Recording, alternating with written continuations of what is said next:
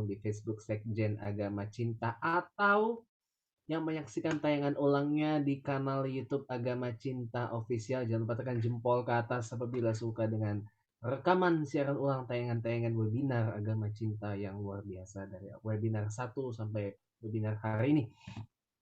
Kembali kita pada sesi diskusi yang sangat ditunggu-tunggu. Namun sebelum sesi diskusi ini saya mulai, ada beberapa hal yang perlu Anda ketahui semuanya. Yang pertama, jika ingin bertanya atau menyatakan sesuatu, angkat tangannya. Bisa diangkat tangan dengan mengangkat tangan diacungkan ke kamera atau menekan tombol raise hand yang ada di menu Zoom itu jika ingin menyatakan atau menyatakan dengan lisan secara langsung ya.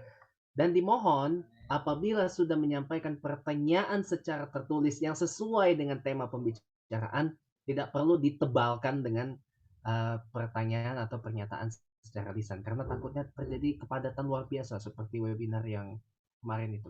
Kemudian yang kedua, jika sekiranya Bapak Ibu tidak ingin menyatakan atau menanyakan sesuatu, mohon mic tetap dalam kondisi mati. Sekali lagi dalam kondisi mati supaya tidak mengganggu penanya atau penyata yang sedang menyampaikan pertanyaan atau pernyataannya ya untuk menjaga kesopanan santunan juga sih. Kemudian yang ketiga, jika sekiranya Bapak Ibu menyatakan dan menyampaikan pertanyaan atau pernyataannya secara lisan ya, mohon perhatikan yang lainnya juga ya, terutama bagi yang sudah raise hand, lihat-lihat dulu kalau misalkan penanyanya pendek gitu ya, ya boleh silakan sampaikan yang panjang kali lebar kali tinggi kali volume kali luas pernyataan atau pertanyaannya ya. Dan kalau misalkan daftar penanyanya panjang, ya mohonlah dipendekkan ini pertanyaan atau pernyataannya. Bisa dipahami ya Bapak Ibu semua? Baik, ini ada satu pernyataan tertulis.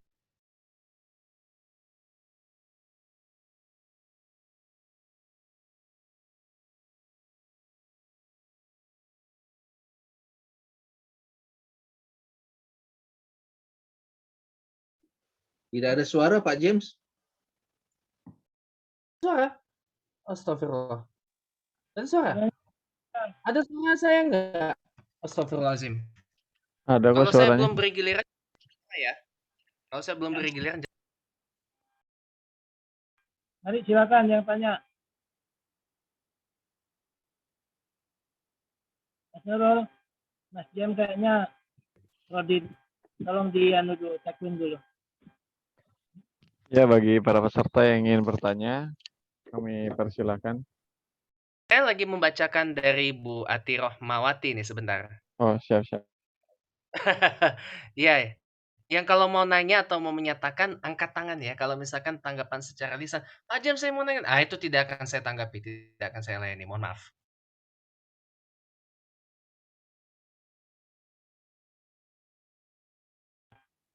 Coba ditekan dulu aja Mas Nurul, mati lagi Jam, mati. Masuk rekaman soalnya. Bu Ati Rohmawati ya.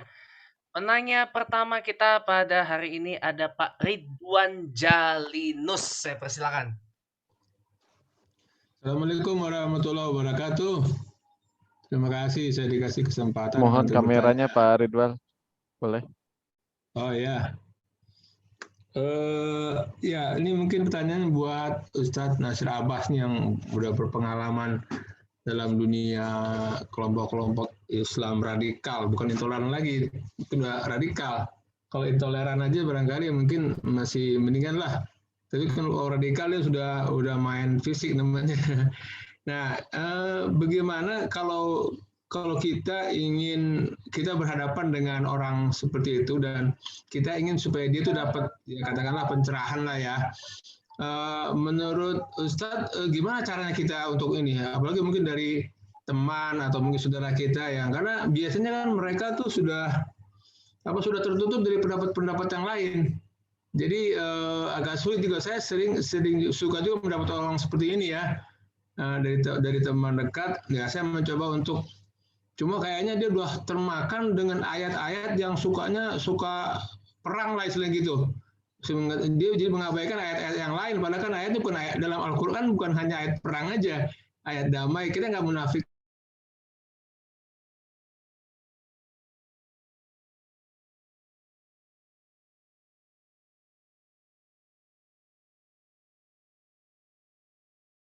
tahapan-tahapan atau trik-triknya Ustaz. Ya, gitu aja pertanyaan saya supaya bisa mendapat pencerahan dari Ustaz. Terima kasih. Ya sudah. Saya langsung Oh jawab ya ya. tadi sebentar dulu Tat, saya ada satu dulu.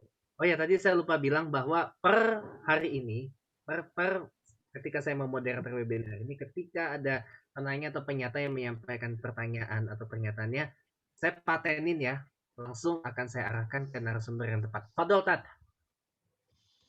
Siap. Alhamdulillah.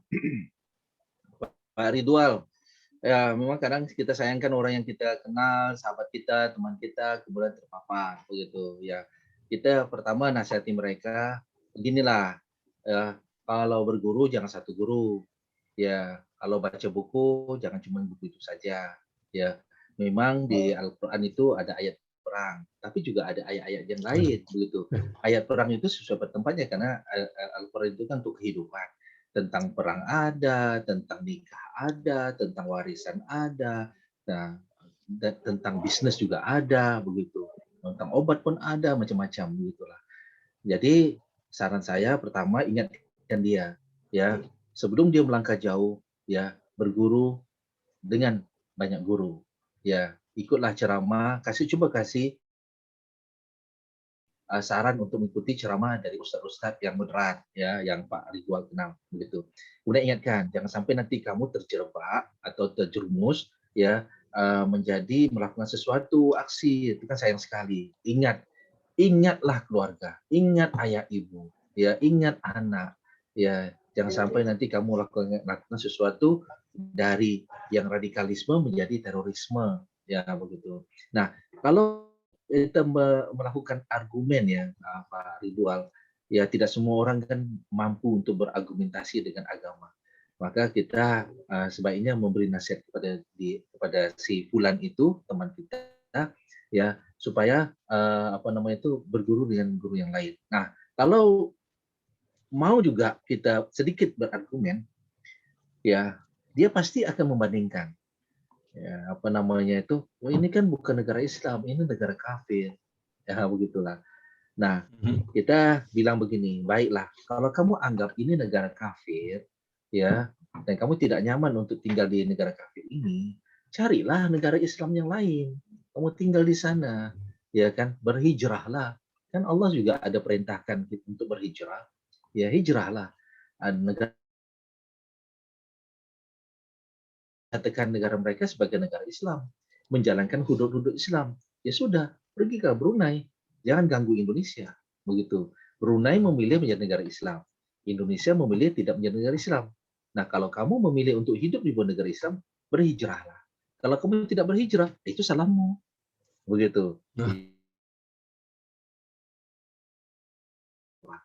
Ya, kemudian kalau mereka ngotot bahwa saya tidak terima Pancasila, begitu, saya nggak mau terima Pancasila, ya, saya hanya terima Al-Quran. Sekarang Bapak tanya balik, di mana salahnya Pancasila? Ya, apakah Pancasila itu bertentangan dengan Islam? Begitu. Dibilang wah Pancasila itu tidak ada di Al-Quran. Nah, tanya balik, ya, lampu merah ada nggak di Al-Quran? Kok kamu berhenti? Kalau nggak berhenti, surat tilang datang ke rumah. Kok kamu nurut? Ya, begitu kan? Nah, lalu lintas itu bagian dari Islam. Lalu lintas itu ketertiban. Islam mengajarkan kita tertib, ya. Islam mengajarkan kita tertib, begitu, ya. Maka kita dengan mentaati lampu merah berarti kita telah menjalankan Islam. Nah, itu kurang lebih lah Pak. Banyak lagi hal yang lain. Iya, kurang lebih begitu Pak ya, Pak Ridwan ya. Oke. Siap. Oke, pertanyaan lain. Ya, ini dari sahabat kita, Dimna Stephanie McCrory dari Dublin, Ireland. Dozo, selamat pagi, Steph. Silakan.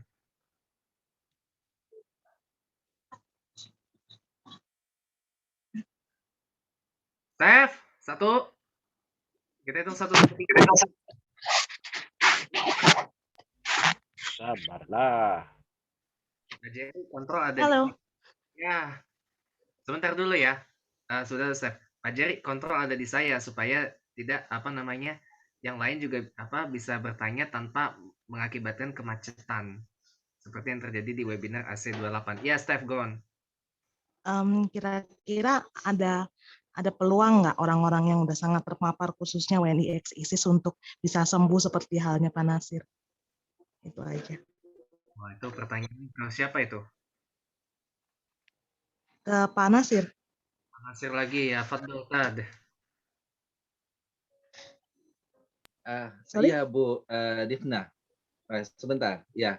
Jadi kalau ditanya peluang, ya kita meyakini bahwa people change. Manusia itu bisa berubah. Ya, manusia bisa berubah menjadi lebih baik dan manusia bisa berubah menjadi tidak baik. Ya begitu. Ya. Nah, semua itu tergantung kepada dirinya dan lingkungan. Dirinya mau tidak berubah menjadi lebih baik. Yang kedua, lingkungannya mendukung tidak dia untuk berubah. Nah, saya alhamdulillah saya mau berubah. Lalu saya belajar, saya pelajari, saya tanya, saya penasaran, saya kaji sendiri. Saya mau berubah. Terus saya keluar dari lingkungan itu. Maksud saya keluar dari kelompok Jamaah Islamiyah. Saya mencari lingkungan baru, yaitu lingkungan yang tidak membenci pemerintah dan lain-lain. Ya, sehingga itu kemudian memperkuat saya. Jadi kalau ditanya apakah ex-ISIS WNI, saya yakin bisa. Tinggal tergantung bagaimana cara pendekatan kepada mereka. Nah, saat ini pendekatan atau program rehabilitasi atau reedukasi kepada mereka yang ada di tempat penampungan-penampungan. Kecuali ketika mereka sudah dipulangkan ke Indonesia, baru dilakukan proses rehabilitasi dan juga reedukasi. Nah, namun saya berharap semoga program rehabilitasi ataupun reedukasi atau deradikalisasi itu sebaiknya bisa dilakukan sejak masih dalam tempat penampungan di sana. Ya, cuman mungkin agak kesulitan untuk berkoordinasi dengan negara setempat yang melakukan penampungan para ex-ISIS yang di sana, karena kan banyak sekali, bukan hanya dari Indonesia, dari berbagai negara. Artinya bahwa dari pengalaman di Indonesia sendiri, bukan hanya saya, Bu Ifna, ya, tetapi sudah banyak ya orang-orang yang terlibat dalam aksi terorisme, lalu kemudian mereka mengikuti program deradikalisasi yang diadakan oleh pemerintah Indonesia, ya, dan mereka mau berubah, maka alhamdulillah sudah banyak yang berubah. Walaupun masih ada yang tidak mau berubah, ya. Nah, orang-orang yang tidak mau berubah inilah yang kemudian sudah bebas, mereka berpotensi untuk kembali melakukan lagi. Nah, saat ini sudah beberapa orang yang kemudian dulu yang pernah ditangkap, kemudian sekarang ditangkap lagi, karena mereka kembali pada kelompok dan berniat untuk melakukan hal yang sama. Namun, ya kita bersyukur, ya sebagian besar dari mereka kemudian setuju dengan program deradikalisasi. Ketika bebas, mereka kemudian dimasukkan dalam lingkungan. Ada lingkungan namanya lembaga atau yayasan yang dibentuk oleh mantan-mantan napiter ini, seperti di daerah Jawa Timur itu ada namanya Yayasan Lingkar Perdamaian. Ada cabangnya di provinsi yang lain. Di Solo itu ada namanya Gema Salam. Di Semarang ada yang Persadani. Di Bogor ada yang namanya Hubul Watan. Ya, kemudian di Jakarta ada FKAAI. Kemudian di Sumatera Utara dan Aceh itu namanya Jalin Perdamaian. Mereka ini adalah dari para mantan-mantan napi yang kemudian berubah dan mau berpartisipasi melakukan counter radikalisme ataupun counter terorisme. Ya, mereka berkoordinasi dengan BNPT dan juga Densus dan juga Pemda setempat atau Polres-Polres yang ada di tempat mereka. Nah, alhamdulillah, artinya bahwa bisa berubah. Yang pertama, jika dirinya mau berubah, yang kedua, ya lingkungannya kita buatkan yang berbeda dengan lingkungan yang lama. Ya, tapi kebijakan pemerintah sekarang ini tidak menerima, ya, tidak mau memulangkan atau tidak punya program memulangkan para WNI yang ditampung ex-ISIS itu untuk dipulang ke Indonesia. Tetapi ada wacana untuk memulangkan anak-anak yang umur 10 tahun ke bawah. Wallahu alam, tapi itu masih belum ada keputusan yang jelas. Ya. Giliran selanjutnya Bu Yulia. Ada Bu Yulia, Bu Nadziwa, konnichiwa, Bu Briden. Bu Yulia, tadi sudah angkat tangan, saya beri jalan ini. Oke, Nah, baik. saya di keluarga besar saya semua Muslim. Tapi karena saya sendiri dari non-Muslim, jadi banyak adik-adik dan keluarga selalu mengharam-haramkan dan mengkafir-kafirkan apabila kami ada berkumpul. Solusinya bagaimana supaya mereka bisa memahami perbedaan? Ini lagi-lagi mau Abbas lagi. Berarti ini mengarah ke agama ya. Bahkan Fadol. Iya. Selain ke Ustadz Abbas ya. Ya, terima kasih. Sebenarnya alhamdulillah kita di lingkungan yang baik ini, lingkungan Gus Soleh, yaitu lingkungan agama cinta. Ya.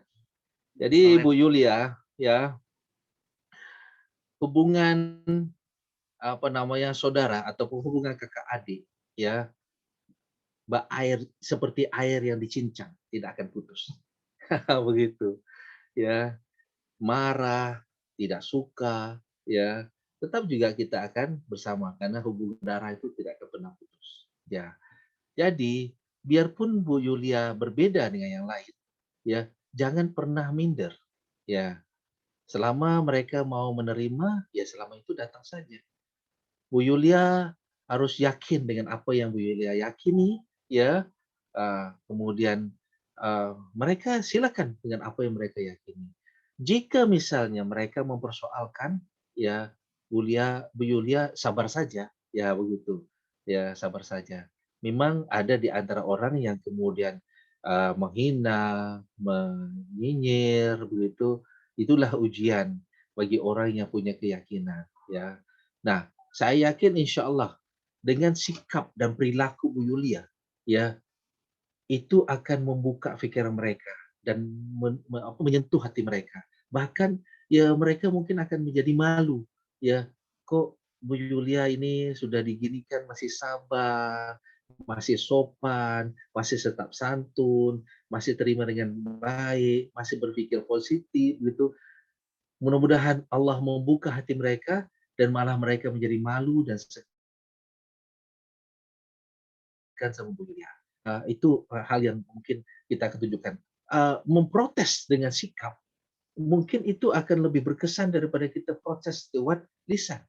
Lewat lisan itu kadang-kadang kemudian menjadi kegaduhan, ya, saling berantem, kemudian saling memaki, ya, udah sabar saja, ya, Allah pasti akan, semoga ya mereka bisa menerima keadaan perbedaan yang ada, ya. Gitu saja yang bisa saya jawab. Terima kasih. Syukron kasiron. Sebelum penanya terakhir Pak Jerry Wong yang tadi sudah saya baca pertanyaan secara tertulis, saya beri Pak Chandra Konsepta. Moderator. Ya, kenapa Gus? Sedikit Gus tambahkan. Oh ya, Fadal Gus. Mohon dirangkul Bu Yulia ini ya. Bu Yulia, apa Ustaz Nasir ya? Ya, sedikit urun rembuk Bu Yulia. Yang penting satu, biarkan mereka atau orang lain membenci atau tidak suka kepada Bu Yulia. Kuncinya satu, yang penting Bu Yulia juga tidak ikut benci. Ini kunci pertama.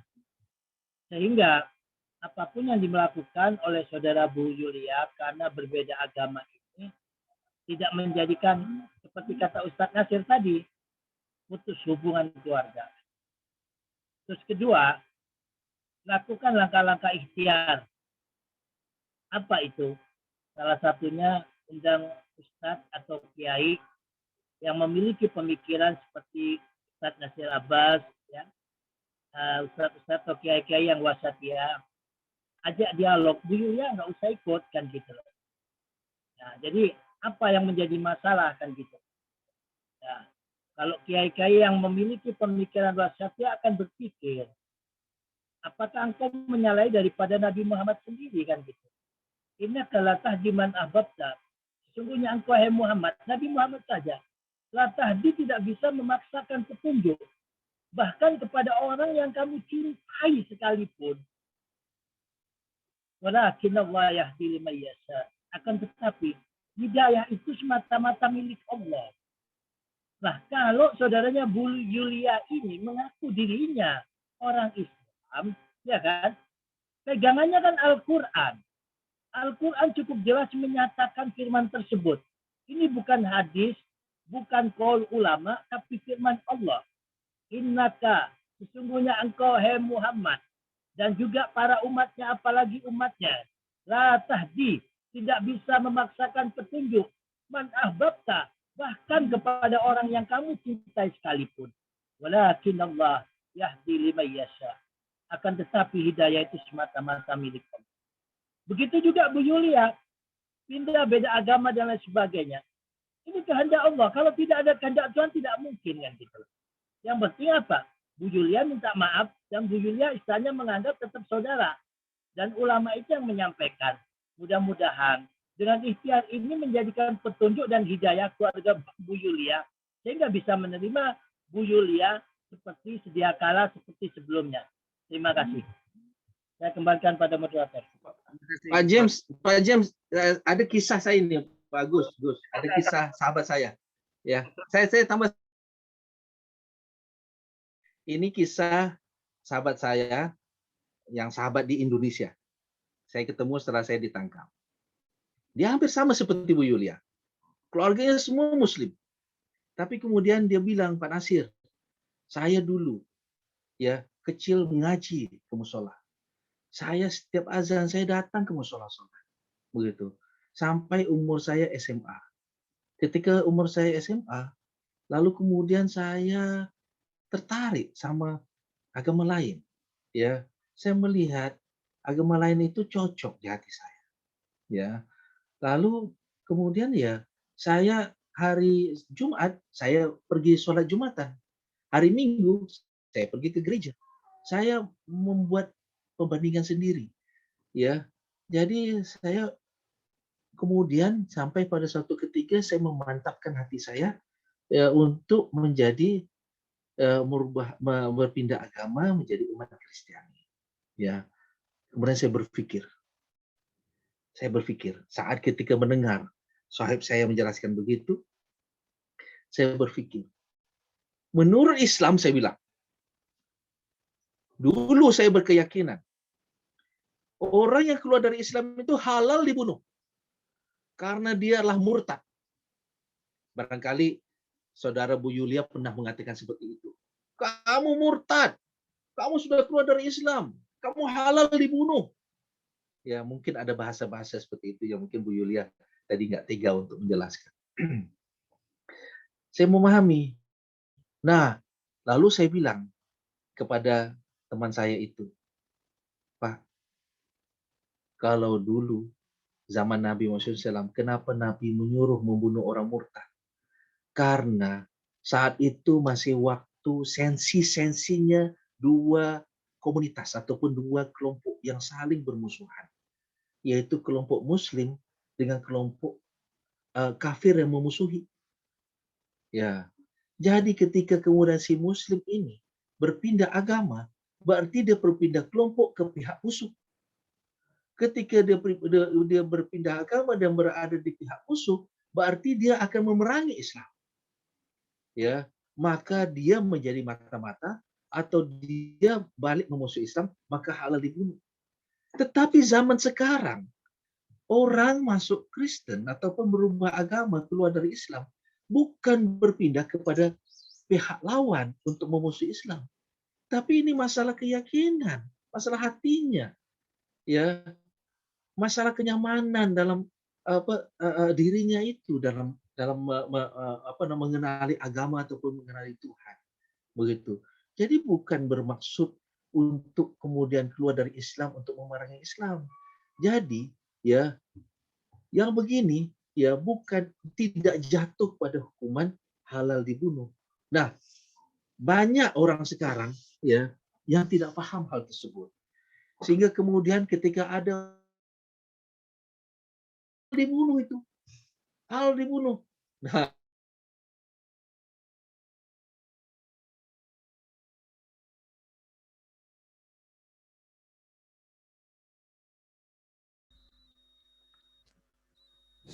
Suaranya putus. Nah, nggak apa-apa, biarin aja. Nggak apa-apa, biar beliau selesaikan. Kalau sudah normal lagi, nggak apa-apa. Nggak baik. Eh,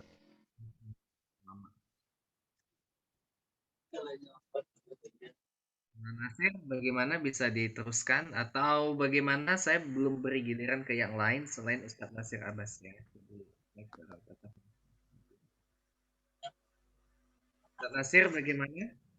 Mau diselesaikan atau bagaimana?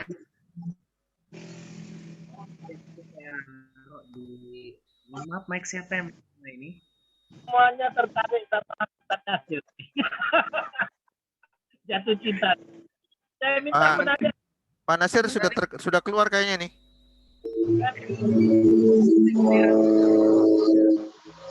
Saya bacakan dulu, ada pertanyaan. Mohon mic yang masih menyala dimatikan dulu sebentar. Terima kasih. Ini ada 2 pertanyaan yang nanti kalau Ustadz Nasir Abbas sudah kembali, ini 2 pertanyaan ini bombardir banget buat beliau nih. Dari Pak Jerry Wong tadi, tadi pertanyaannya ini ada menarik juga ya. Bolehkah kita melarang mereka naik kendaraan bermotor, orang yang suka mengkepirkan dan mengharamkan segala sesuatu karena kendaraan bermotor hampir semua itu buatan untuk bikin kafir. Nah, yang terakhir dari Pak Christophorus Kopong, bagaimana cara agar para pemimpin agama bisa umatnya, Mike siapa itu yang masih menyala? Dan kalaupun ia berpolitik, ia harus berpolitik etis ya, untuk membangun bangsa dan negara, bukan berpolitik praktis yang kemudian mencampur adukkan urusan agama dan negara yang dapat menimbulkan kesalahpahaman dalam diri umat beragama. Nanti dijawab oleh Pak Ustadz Nasir Abbas kalau sudah kembali setelah kita dengar Pak Chandra Konsepta. Saya silakan. Jackson, halo. Aman. Ya.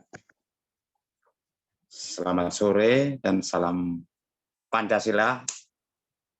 Salam sejahtera bagi seluruh para peserta yang hadir pada hari ini. Assalamualaikum warahmatullahi wabarakatuh. Pertanyaan saya kembali ke tema awal dari acara webinar ini. Bagaimana bisa terdeteksi secara dini ketika terjadi rekrutmen karyawan BUMN, mereka ketika diterima, asal muasalnya baik-baik saja. Dia tidak menunjukkan gejala apapun, dia menjalankan rukun Islamnya dengan baik dan toleran. Namun dalam perjalanannya, mereka kemudian menjadi bersikap intoleran dan ekstrim. Pengalaman di lingkungan kita yang majemuk, bukan homogen ya, ini majemuk ini, dari rasnya maupun keyakinannya, itu terjadi. Hal ini cara mendeteksi secara dini ternyata gagal. Nah, ini bagaimana bisa nanti diterapkan untuk rekrutmen BUMN agar tidak tersusupi oleh paham-paham radikalis. Itu yang pertama. Yang kedua, maraknya aksi terorisme yang mengatasnamakan agama, quote unquote, yaitu Islam. Padahal kita semua tahu bahwa ajaran Islam yang pernah dicontohkan oleh sang pencerah Nabi Muhammad SAW, bahwa kita ini harus mengacu pada toleransi atau menghargai perbedaan itu sendiri. Namun yang terjadi justru aksi-aksi tersebut tetap menggunakan atau mengatasnamakan agama yang justru membuat hancur agama itu sendiri. Terus terang saya sebagai Muslim melihat kejadian-kejadian yang marak bukan cuma di dalam negeri akhir-akhir ini, itu kecewa. Karena terus terang ini sama dengan menghancurkan Islam dari dalam. Pertanyaannya, ini sesuaikah dengan ajaran yang kita ikuti selama ini, padahal itu jelas menyimpang. Terus pengaruh dari eksternal, adakah unsur yang sengaja disusupkan untuk membenturkan atau menghancurkan keyakinan agama Islam itu sendiri?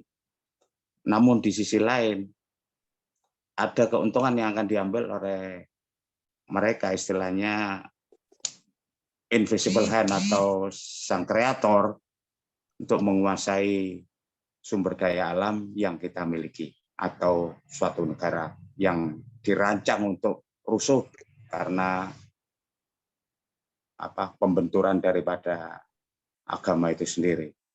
Saya kira itu pertanyaan saya kembalikan kepada moderator. Salam hubul waton minal iman. Salam HWMI. Terima kasih. Ya. Pak Jem, maaf. Ya, tadi hilang wifi rumah. Oh, ya tadi dijawab dulu Tat. Ini dominannya agama semua ini. Silakan Tat. Ini baru saya maksud yang mana nih pertanyaannya nih? Aduh maaf. Chandra, tadi mohon diulang pertanyaannya. Ya, terima kasih. Ini dengan Pak Ustadz Nasir Abbas. Iya Pak, saya pakai HP ini. Oh iya Pak. Mohon diulang. Jadi, Pak. iya. Pertama, kita kembali lagi kepada tema. Bagaimana bisa mendeteksi secara dini ketika rekrutmen karyawan BUMN dalam menjalankan rukun Islamnya, sholat, ibadahnya, semuanya itu berjalan baik-baik saja. Namun dalam perjalanannya, seiring dengan jalannya waktu, dia menjadi intoleran dan ekstrim dalam pemikirannya, karena ya mungkin dia pergaulannya di luar kita nggak tahu kayak apa. Itu satu. Untuk mengantisipasinya dan mendeteksi dini itu gimana? Terus yang kedua, maraknya terorisme yang marak dengan mengatasnamakan agama, dalam quote-unquote di dalam ini Islam, yang kita semua tahu bahwa ini tidak sesuai dengan tuntunan yang diajarkan oleh sang pencerah Nabi kita, Nabi Muhammad SAW. Bahkan aksi teror yang dilakukan selama ini justru merugikan dan menghancurkan Islam itu sendiri. Terus pertanyaannya, adakah pihak eksternal yang dalam hal ini sengaja untuk mendesain atau membenturkan agama Islam sendiri secara sistematis, di samping ingin merenggut sumber daya alam di suatu negara? Saya kira itu Pak Ustadz Basir. Siap. Nasir. Ya. Makasih. Assalamualaikum warahmatullahi wabarakatuh. Langsung ini Pak James. Ya, sudah Fadol Tat. Lantai bicara saya. Alhamdulillah. Jadi yang pertama Pak Chandra, kalau soal mendeteksi, memang sebaiknya pemerintah ketika saat menerima para ASN baru, ya. Tanya. Pak Purbo, yes. I want to leave. Saya Izin tadi Pak Nasir Abbas, it's not your turn now. Saya kasih jalan Pak Nasir Abbas dulu. Silakan, Ustaz. Iya.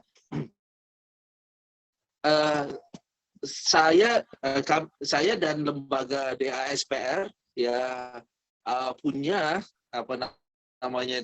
macam tes yang bisa dipakai oleh pemerintah dalam pada saat menerima karyawan baru. Saya yakin pemerintah juga sudah punya untuk mendeteksi apakah karyawan baru ini atau calon ASN ini ya sudah terpapar ataupun tidak. Ya, tetapi yang dikhawatirkan oleh Pak Chandra itu kalau kemudian waktu berjalan, kemudian mereka terpapar setelah awalnya tidak terpapar, tapi waktu berjalan lalu terpapar. Maka sebaiknya memang perlu ada macam retest ataupun tes ulang, ya, setiap 6 bulan sekali atau setiap 1 tahun sekali, ya, kepada semua ASN atau PNS yang ada, sehingga kemudian bisa terdeteksi. Atau ada pasukan, ya, ada pasukan yang kemudian ditugaskan untuk semua ASN yang ada, ya, ibarat seperti intelnya apa namanya itu intelnya perusahaan gitulah. Jadi intel perusahaan ini mengobservasi ada tidak ya karyawannya kemudian sudah terpapar. Nah, jadi ini perlu. Jadi tes ulang kemudian ada observasi sehingga kemudian kita bisa tahu. Orang itu kemudian dipanggil ya, kemudian dipanggil ya lalu ditanya, suruh berhenti. Kalau tidak mau berhenti, ya sudah diberhentikan. Ya begitu. Misal dia ada apa kegiatan di luar, coba mempengaruhi temannya, kemudian ada suara-suara apa namanya mengajak untuk melawan pemerintah, ya sudah, ya nasihat dia mau lanjut kerja atau mau berhenti. Ya, kalau dia tetap tidak mau berhenti dengan kegiatan dia, ya sebaiknya itu diberhentikan. Yang kedua, ya pertanyaan tadi yang kedua, saya agak ingat lupa tadi itu, ya. Ini saya ingat, tidak ada hubungan eksternal, Pak Chandra. Ya adalah yang dari eksternal itu fahamnya. Jadi faham terorisme atas nama agama, ya terorisme atas nama agama Islam, faham ini sudah ada sejak Nabi Muhammad SAW wafat. Yaitu ada kelompok namanya Khawarij. Kelompok ini menentang pemerintah yang ada, yaitu yang dipimpin oleh pemerintah oleh orang Islam. Dan ya orang Khawarij ini yang pertama kali yang kemudian melawan Muslim yang lain. Jadi tega untuk membunuh Muslim yang tidak sependapat dengan mereka. Orang Khawarij ini yang mudah mengkafirkan, ya, mengkafirkan Muslim yang lain. Jadi, ya, bahwa ini bukan hal yang baru, sudah lama, ya, nama saja yang berbeda, nama kelompok berbeda. Tetapi faham dan keyakinannya itu faham dan keyakinan Khawarij, yaitu faham takfiri, mengkafir-kafirkan Muslim yang lain. Nah, selama ada orang yang meyakini itulah ini tidak berhenti, ya. Jadi bukan karena ada faktor negara lain yang punya kepentingan di Indonesia, lalu kita semua umat Islam diadu domba, kemudian ada macam teori konspirasi, ya membuat kemudian Islam menjadi tercela, gitu. Tidak, ya. Kita melihat bahwa peristiwa ini bukan kali pertama yang kemarin, ini sudah beberapa kali sejak dari peristiwa bom gereja ya tahun 2000 dan bom-bom yang lain. Ya, begitu juga kalau kita ingat saat pada tahun 49 ketika Kartosuwiryo ya memproklamen negara Islam Indonesia, apa yang terjadi? Ya, para pengikutnya ya atas nama negara Islam saat itu ya tidak punya pekerjaan, tidak punya penghasilan. Akhirnya ya mereka menjadi tukang begal begitu, memaksa masyarakat sekitar untuk mengirim logistik, kemudian mengkafir-kafirkan orang-orang yang tidak mendukung mereka, ya melawan pemerintah yang ada. Jadi ini semua sudah lama ada, ya, dengan karena keyakinan ataupun ideologi ini. Selama ada orang meyakini, selama itu akan terjadi terus. Jadi edukasi itu sangat penting. Seperti Pak Jerry menjelaskan, sejak dari usia dini, radikalis ini mengajarkan atau mendoktrin sejak PAUD. Bapak Ibu pasti pernah lihat ada peristiwa anak-anak kecil masih usia PAUD itu dipakaikan pakaian baju niqab, ya, pakaian purda, kemudian kasihkan replika senjata, ya, itu maksudnya apa? Begitu kan? Itu maksudnya apa? Jadi mereka pun mendoktrin sejak dari kecil, dari TK, PAUD, TK, SD, SMP, SMA, ya, di sekolahnya tidak pernah ada upacara menyanyikan lagu Indonesia Raya, tidak mengibarkan bendera merah putih, tidak memperingati Agustusan, tidak ada lambang Garuda di sekolah mereka. Jadi gimana anak ini dari kecil, dari sejak SD, dari sejak kecil membesar tidak pernah tahu apa itu Pancasila, ya, tidak pernah tahu apakah harus menghormati bendera, jangan-jangan nyanyi lagu Indonesia Raya pun tidak mengerti, ya begitu. Nah, inilah yang terjadi di sini. Oleh karena itu, ya kita juga perlu ketegasan dari pemerintah dalam masalah tempat-tempat pendidikan atau sekolah-sekolah. Kalau mereka itu tidak sesuai dengan aturan ataupun hal yang harus mereka lakukan seperti sekolah-sekolah yang lain, ya sudah ditutup aja, ditarik izinnya, ya. Menurut saya seperti itu, Pak. Jadi intinya bahwa tidak ada faktor internal, kepentingan eksternal, kepentingan eksternal untuk mengadu domba kita umat Islam, kemudian dalam rangka mendiskreditkan Indonesia, ya, untuk mencari kekayaan atau keuntungan di materi di Indonesia. Ya selama ini yang saya paham begitu. Saya ngalami sendiri Pak. Ya begitu. Itu saja. Terima kasih. Saya bacakan ulang kembali pertanyaan dari Pak Iwong ini untuk Ustadz Nasir. Bolehkah kita melarang mereka naik kendaraan bermotor, orang yang suka mengkepirkan dan mengharamkan segala sesuatu karena kendaraan bermotor hampir semua itu buatan atau bikinan kafir? Itu yang pertama. Yang kedua dari Pak Kristoforus Kopong. Bagaimana cara para pemimpin agama bisa mengurus agama iman umatnya, dan kalaupun ia berpolitik, ia harus berpolitik secara etikal atau etis untuk membangun bangsa dan negara, bukan berpolitik praktikal atau praktis yang kemudian mencampur adukan urusan agama dan negara yang dapat menimbulkan kesalahpahaman dalam diri umat beragama. Tapi dijawabnya nanti setelah kita dengar pertanyaan terakhir dari Pak Urbo Jati. Monggo, Pak.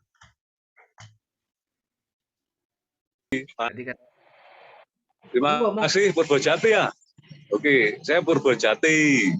Terima kasih sekali webinar ini telah menambah wawasan. Perkenalkan saya Purbojati. Saya dosen di Universitas Negeri Surabaya mengajar Pancasila. Jadi saya banyak mendapat ilmu tentang terorisme itu ketika Kongres Pancasila di UGM setiap Juni. Ya. Tidak bertanya, hanya memberi masukan saja. Sebaiknya sekolah-sekolah itu tidak harus sekolah yang beragama tertentu. Jadi setiap sekolah minimal harus ada lebih dari 2 agama. Satu. Yang kedua, untuk masalah BUMN itu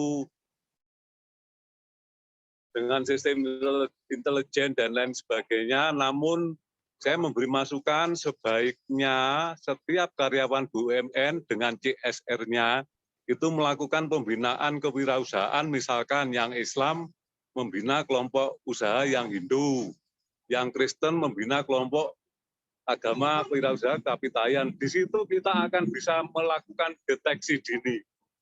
Saya kira itu aja. Terima kasih atas kesempatan yang diberikan. Selamat. Kami akan ikut terus dalam webinar kebangsaan ini. Terima kasih. Pak dosen, hatur sangat ya. Oke, pertanyaan terakhir sekali Pak Tanjung. Pendek ya, mohon. Soalnya waktunya sudah hampir tiba untuk kata penutup setelah jawaban dari Ustadz Nasir Abbas dari pertanyaan 2 tadi. Silakan. Pak Tanjung. Jadi atau tidak? Saya hitung 1 sampai 3. Moderator, kasih kesempatan narasumber. Halo, ya. Halo. Iya. Tanjung. Oke. Ya, iya Pak, mohon pendek ya. Ya. Waktunya okay. ini. Langsung saja ya. Assalamualaikum warahmatullahi wabarakatuh. Salam sejahtera kita semuanya. Kembali dengan tema BUMN yang sudah disukai oleh paham-paham toleran itu sudah bukan rahasia umum lagi.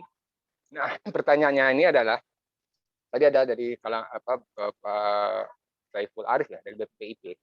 Saya beliau tidak menjawabkan penuh. Ini pertanyaan saya adalah BPIP ini secara fungsional pun juga antar lembaga instansi negara kan dekat.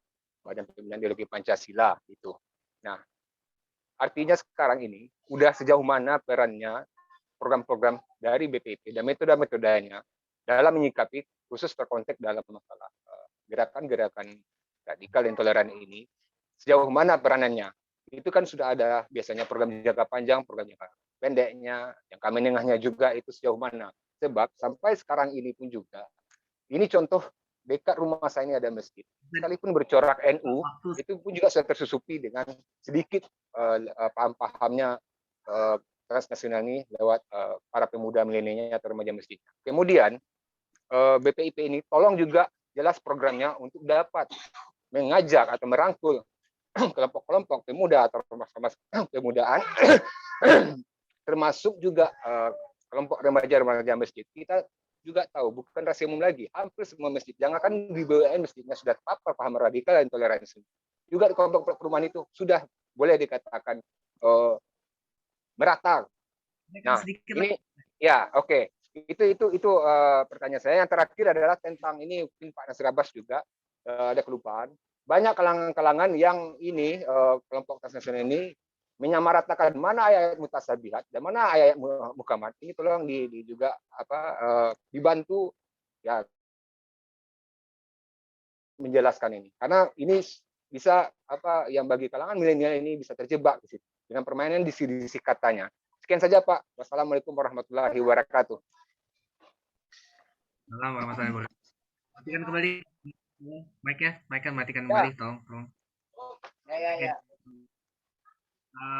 Kalau yang agama tadi Pak Nasir, kalau tadi yang Pak Taim, ada pertanyaan yang umum nanti saya arahkan baik itu Pak Ruskain, Pak Juli, ataupun nanti Dr. Jerry yang nanti menjawab pertanyaan yang umum-umum. Tadi yang agama-agama, Ustadz Abbas, Fadl. Ya, Pak Tanjung, kalau soal masalah ayat mutasyabihat dan juga muhkamat, ya banyak sekali ayat-ayat tersebut begitu. Namun saya kira dengan waktu yang singkat ini tidak mungkin untuk saya jelaskan. Sebenarnya ada tulisan-tulisan, artikel dan juga buku-buku ya bisa didapatkan dan kita pelajari di mana ayat mutasyabihat dan juga ayat muhkamat begitu. Namun sayangnya ya kadang anak-anak muda ini ya mereka tidak mempelajari hal tersebut ya karena yang tahu dikira ayat semuanya sama saja. Jadi saya selalu mengingatkan kepada anak-anak remaja ini yang masalah soal faham ataupun tentang agama yang mereka dapatkan, yaitu jangan belajar sama satu guru. Kalau mendapatkan apa saja yang didengar, apa saja yang dibaca, apa saja yang dilihat, apa saja yang ditonton, ya sebaiknya klarifikasi kepada ustadz, kepada kiai, kepada orang tua begitu. Ya, karena semakin banyak ada second opinion akan semakin lebih baik untuk dia bisa membandingkan. Nah, dikala dia tidak bisa tidak telan bulat-bulat apa yang dia terima itu yang menjadi bahaya. Jadi bukan karena masalah dia tidak paham ayat muhkamat dan juga ayat mutasyabihat, karena banyak terpengaruh ini bukan dari kalangan anak-anak pesantren begitu. Ya walaupun ada juga ya, tetapi kebanyakan ini dari sekolah umum atau orang umum yang kemudian tertarik sama agama, salah dapat guru, salah ikut kelompok pengajian. Nah, akhirnya terjerumuslah. Jadi sebaiknya ya anak-anak remaja ini kalau misalnya dia mendengar sesuatu dalam pengajiannya atau ucapan seorang penceramah itu atau siapapun yang datang berdiskusi sama dia, kalau itu arahnya bertentangan dengan atau menolak 4 pilar, sudah lebih baik dia angkat kaki meninggalkan. Itu akan lebih aman. Ya, tidak perlu berhujah gitu ya. Baik, saya ingin menjawab pertanyaan yang di chat itu ya. Apakah mereka kemudian diajak untuk naik unta gitu kan? Tidak pakai motor. Ini kadang sikap ketidakadilan mereka ya. Ya sudah biarkan saja mereka yang kemudian berpikir mau kembali kepada zaman dulu ya. Padahal mereka tidak mungkin akan totalitas seperti zaman dahulu ya begitu. Tetap juga butuh kendaraan ya, butuh internet. Ini internet dari siapa? Kalau mereka misalnya mau semuanya dari Islam, aduh ya tinggal di hutan aja lah begitu kan. Karena HP kalau mereka cari juga buatan Cina, mereka cari sandal pun mereka cari juga buatan Cina misalnya ya. Kemudian internet dari mana? Facebook pun mereka yang anti Islam, ya bukan, mereka yang anti pemerintah, mereka yang kemudian mendukung khilafah itu pakai Facebook ya, padahal mereka tahu tuh Facebook buatan dari mana. Tapi ada sejak alasan mereka, kalau untuk kepentingan mereka bilang ini kan untuk kemaslahatan, ini kan begitu ya, biarin saja. Orang seperti itu maunya menang sendiri. Ya, kemudian urusan agama dan urusan politik, memang ada orang berpikiran ya memang harus dipisahkan antara agama dan politik begitu. Tetapi ada juga yang memahami bahwa agama itu kedua-duanya.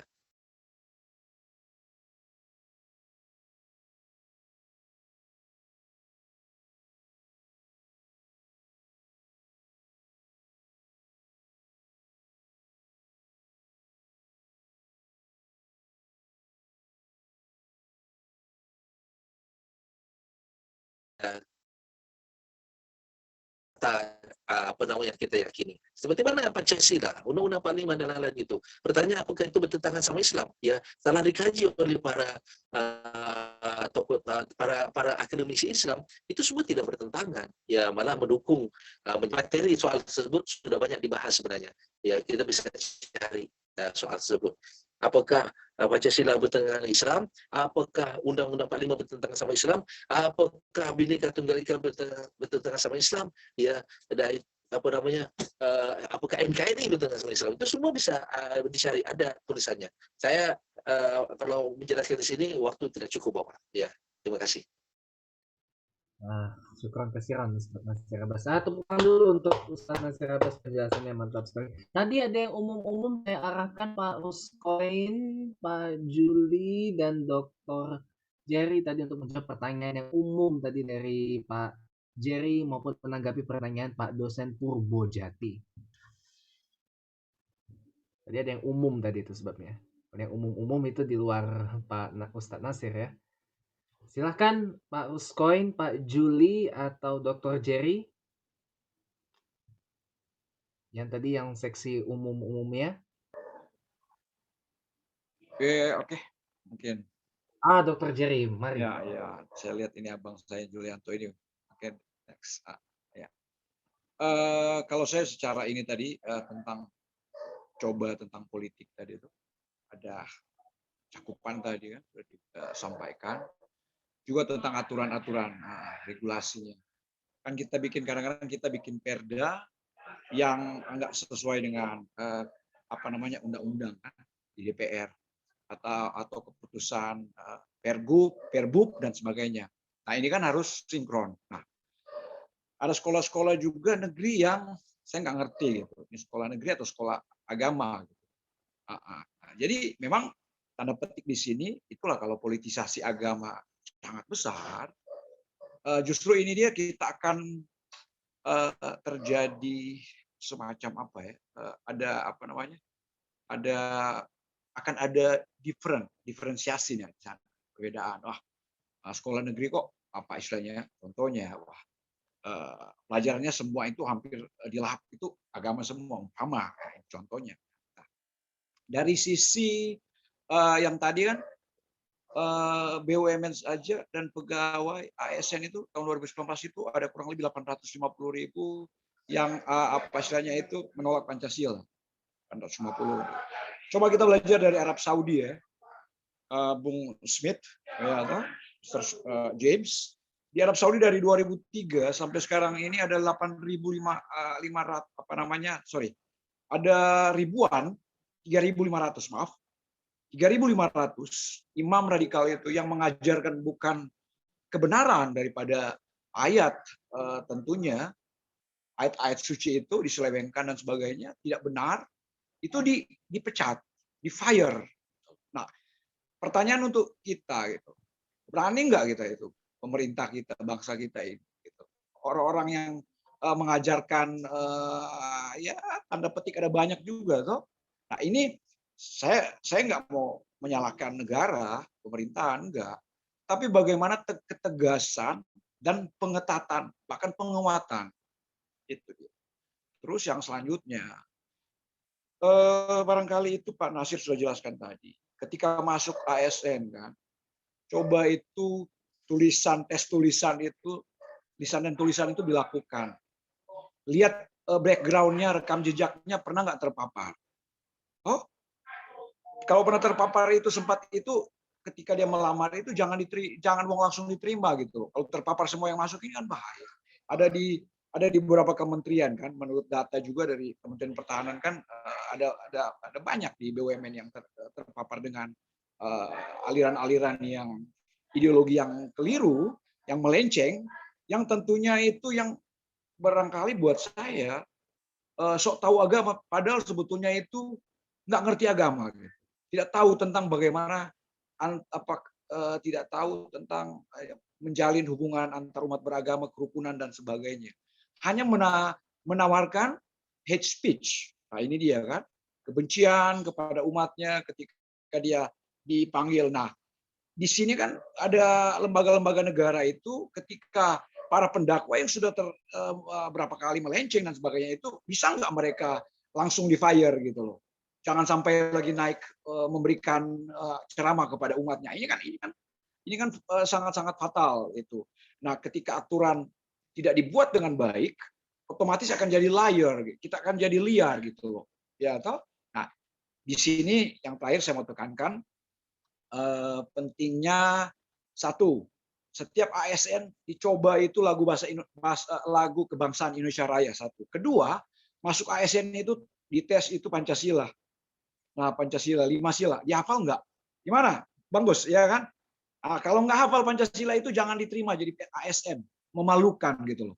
Oh, baru yang ketiga itu dia mengamalkan nggak gitu. Jadi ada lembaga yang melihat ini gitu, pergerakan daripada ASN ini yang tidak mengamalkan sila-sila. Dan yang selanjutnya itu saya mau tambah. Ini di luar ya urusan agama. Ada satu hari itu semua pakai batik seperti Bang Nasir ya. Pakai batik, seorang ustadz yang luar biasa gitu, menggunakan batik. Ya, itu pakaian. Contohnya kan kalau di baju renang itu dilucukan kita berenang pakai baju batik gitu loh.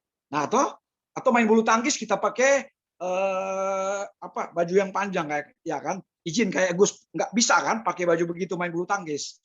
Nah, pakaian itu kita tahu penempatannya gitu loh. Nah, kalau ASN Korpri pakai baju Korpri, pakai topi Korpri dipakai oleh Bang Gus ya kan kalau upacara. Nah, kita lagu-lagu itu Indonesia Raya dan lagu kebangsaan enggak lagi gitu loh menjadi daya pikat di sekolah-sekolah. Saya dulu testimoni ya. Dulu saya belajar semua lagu kebangsaan, Mas. Ini Bang Gus. Ini Gus. Nasional, lagu-lagu nasional, Satu Nusa Satu Bangsa, Ibu Kita Kartini, dari Yakin Ku Teguh, Halo Halo Bandung, Pancasila Dasar Negara. Saya kuasai semua gitu. Sekarang anak-anak coba ditanya anak-anak SD itu ngerti nggak Pancasila dengan lagu-lagu nasional untuk mencegah tumbuh kembangkan nasionalisme dalam diri Anda dan belajarlah agama cinta kepada tentunya belajarlah datang ya kepada Gus Soleh untuk apa istilahnya itu dia tanya kalau udah nggak punya cinta kepada agama lagi. Terima kasih. Itu dia. Sudah. Wah,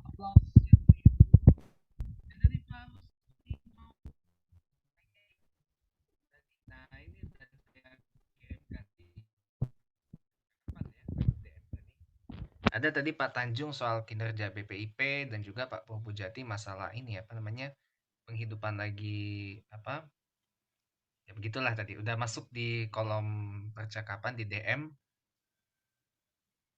Apakah mau ditanggapi atau nanti sekalian dengan kata penutup saja karena waktu sudah hampir habis ini ya. Ya, itu tepuk tangan dulu untuk kita semua. Ya, tibalah saatnya kita mendengarkan kata penutup dari masing-masing narasumber. Yang pertama kita